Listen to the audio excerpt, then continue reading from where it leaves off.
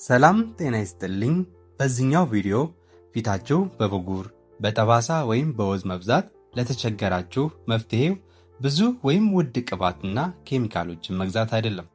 ዛሬ ብዙ ገንዘብ ሳናወጣ በቤታችሁ ውስጥ በሚገኙ ነገሮች ብቻ እንዴት ፊታችሁን ጥርት ያለና የሚያበራ ማድረግ እንደሚቻል አብረን እናያለን። ብዙዎቻችን ለፊት ጥራት ውድ የሆኑ ክሬሞችን እንገዛለን፣ ግን ውጤታማ አያደርገንም። ለምን ይመስላችኋል? የቆዳችን አይነት በሚገባ ስለማናቅና ተፈጥሯዊ መንገዶችን ስለማንጠቀም ነው። እስቲ መጀመሪያ የእርስዎ ቆዳ የትኛው ነው? ወዛም ቆዳ ወይም ኦይሊ ስኪን? ይህ የቆዳ አይነት የፊት ቅባት ወይም ሴበም ከሚያስፈልገው በላይ የሚያመርት ነው። ፊታችሁን ከታጠባችሁ ከጥቂት ደቂቃዎች በኋላ የሚያንጸባርቅ ከሆነ፣ ብጉርና ጥቋቁር ነጠብጣቦች ወይም ብላክሄድስ በብዛት የሚታይበት አይነት ከሆነ ወዛም ቆዳ አላችሁ ማለት ነው። ሌላኛው ደረቅ ቆዳ ድራይ ስኪን።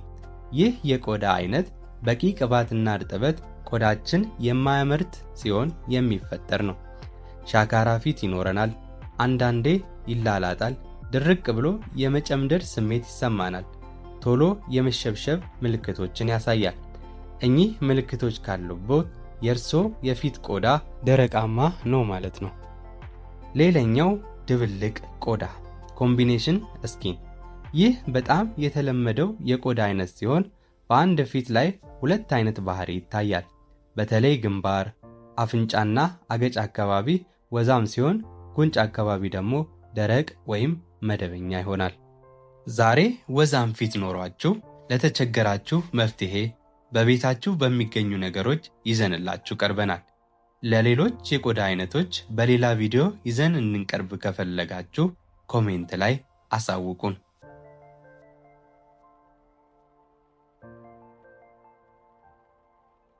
ፊትን በወተት ማጽዳት። ጥሬ ወተት በጥጥ ነክሮ ፊት ላይ ማሸት። ወተት ውስጥ ያለው ላክቲክ አሲድ የሞቱ የቆዳ ሴሎችን በማስወገድ ፊት እንዲበራ ያደርጋል።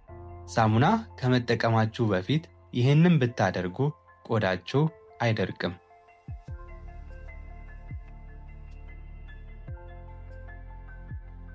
ተፈጥሯዊ ስክራቦችን መጠቀም።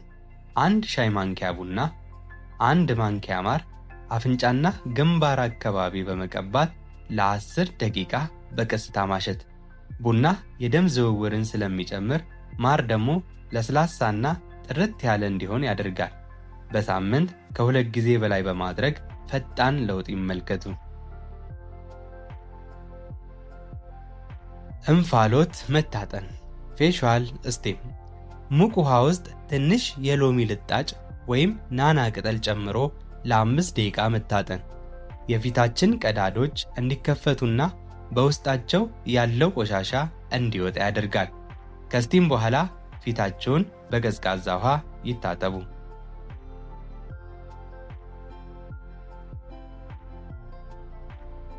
የእርድና የእርጎ ማስክ። ግማሽ ማንኪያ እርድ፣ 2 ማንኪያ እርጎ ቀላቅሎ ፊትን መቀባት። እርድ ጸረ ባክቴሪያ ስለሆነ ብጉሩን ያጠፋል። እርጎ ደግሞ ቆዳ በማጥራት ወደር የማይገኝለት ነው። እርዱ ፊት ላይ ቢጫ ቀለም እንዳይተው ከ10 ደቂቃ በላይ አታቆዩት። የትራስ ጨርቅን አዘውትሮ መቀየር። በትራስ ጨርቅ ላይ የሚከማቹ ቅባቶችና ባክቴሪያዎች ሌሊት ወደ ፊታችን ይዘዋወራሉ። በየ3 ቀኑ የትራስ ጨርቃችሁን በመቀየር ፊታችሁን ከመበላሸት ይጠብቁ። ሌላኛውና ወሳኙ በቂ ውሃ መጠጣትና እንቅልፍ። ውበት ከውስጥ ይጀምራል። ውጫዊ እንክብካቤ ብቻ በቂ አይደለም።